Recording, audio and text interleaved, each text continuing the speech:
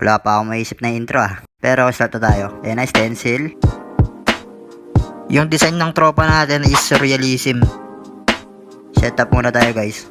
Yung incaps ko pala dito 6. Yung una, pure black yan guys. Tapos yung pangalawa, kalahating black, kalahating solution. Pangatlo, 6 na drops. Yung pang-4, 3 drops. Yung pang-5, 1 drop lang. Tapos solution na lahat yun. Yung pang-6, 1 buong solution, pambanlaw ko lang.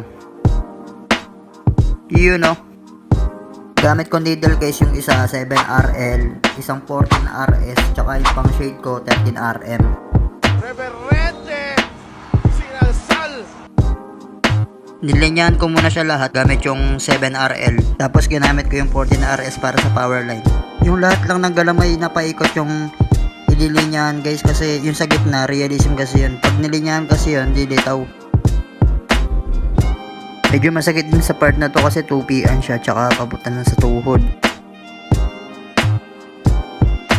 Nasa shading na ako guys, tapos na ako maglinya.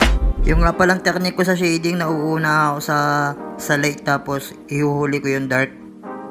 Sa susunod, try ko mag-upload kung paano ako mag-mix ng pang-black and gray ko, kasi hindi talaga consistent yung paghalo ko guys Nakadepende talaga kung gaano ka-dark yung design.